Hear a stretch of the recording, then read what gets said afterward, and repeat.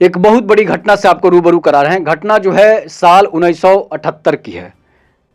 विक्रमपुर, आगरा के बगल में विक्रमपुर बाह एक गांव है, जहां पर यादव परिवार के 19 लोगों का कत्ल हो जाता है। सियाराम यादव के 19 परिवार के 19 लोगों की हत्या हो जाती है।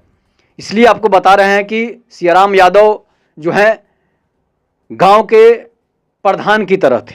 प्रधान तो नहीं थे, लेकिन वो प्रधान की तरह थे, और गांव में उनका एक रईसी वाला जो है रुतबा था।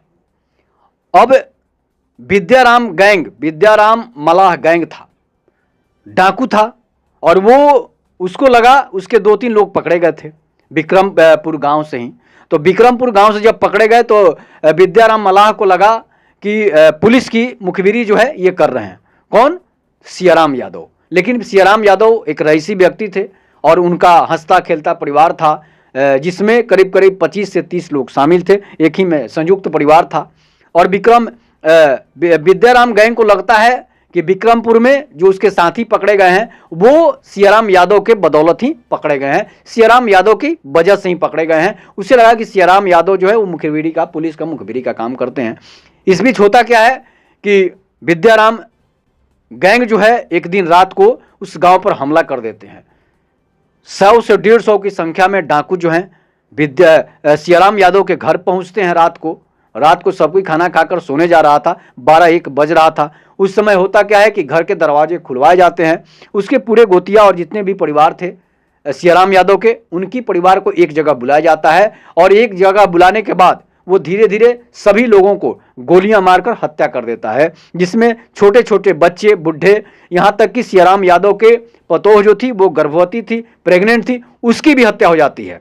इसके बीच क्या होता है कि ये खबर जो है सुर्खियां बटोरती है, लेकिन उस तरह सुर्खियां नहीं बटोरी जिस तरह से सुर्खियां बटोरनी चाहिए। जिस तरह से बहमई कांड के बाद फूलन देवी हीरो बन गई, फूलन देवी नायिका बन गई, और जब बहमई गांव के बाद विक्रमपुर, ये पहले की घटना है, विक्रमपुर जो कांड हुआ था वो 1978 में घटना हुआ था। उस समय जब ये घटना हुआ तो सुर्खियां नहीं बटोरी।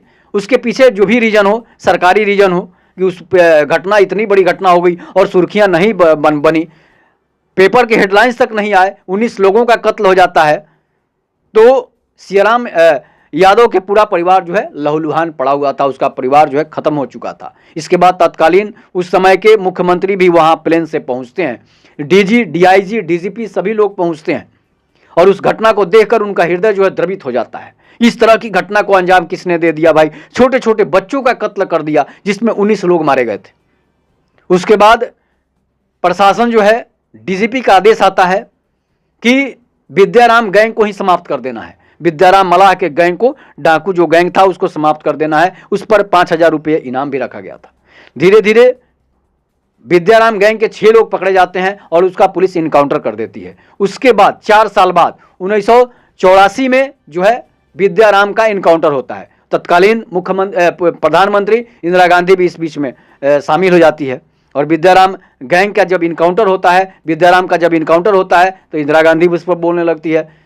इसके बाद काफ़ी हल्ला मचता है, हंगामा होता है, एक पूरा परिवार जो है समाप्त हो जाता है। उसके बाद ये खबर सुर्खियां नहीं बनती है, और जब उसको हत्या करने वाला डाकू का एनकाउंटर होता है तो खबर सुर्खियां बन जाती है।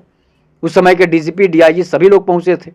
इसके बाद सोनल चौहान जो साउथ फिल्मों की हीरोइन है, उनके पिताजी भी वहां पर डीएसपी थे उस समय। जब इस घटना को उनसे बारे में जानकारी ली गई तो उन्होंने यही बताया कि ये घटना जो है हृदय विदारक था, कि छोटे छोटे प्रेग्नेंट महिलाओं को भी हत्या कर दी गई थी। वो कितना निर्दयी डाकू होगा जिसने एक परिवार के, निर्दोष परिवार को इस तरह से हत्या कर दिया, सिर्फ और सिर्फ पुलिस की मुखबिरी के शक में।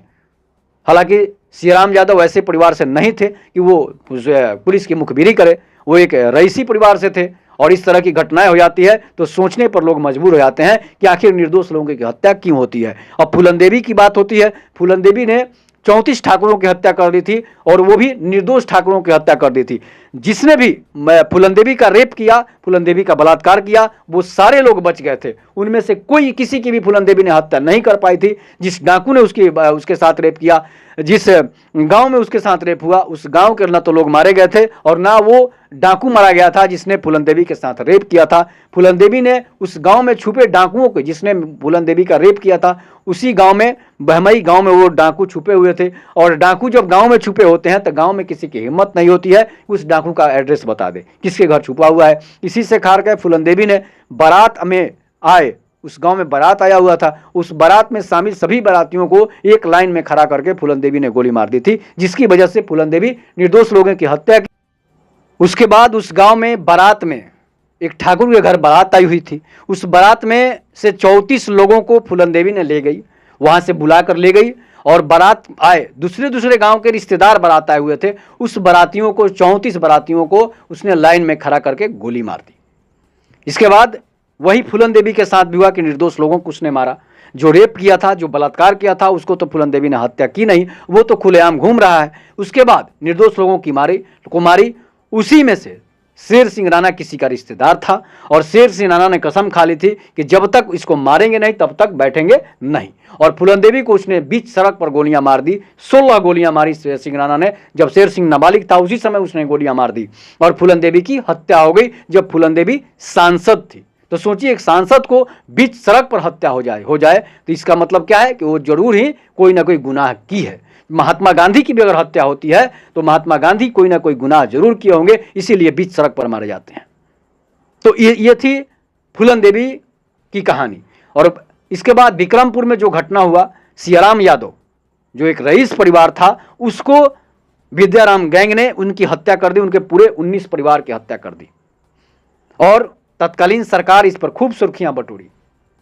इसके बाद वैसे निर्दोष लोगों की हत्या जब डाकुओं द्वारा कर दी जाती है, चाहे किसी भी क्रिमिनल के द्वारा कर दी जाती है और सरकार और प्रशासन चुप बैठती है, इसका मतलब साफ है कि सरकार और प्रशासन का वहां पर फेलियर है। ये घटना, ये कहानी, हकीकत घटना आपको कैसी लगी, इस पर आप अपनी प्रतिक्रिया जोड़ दीजिएगा। जय श्री राम, जय हिंद, जय भारत।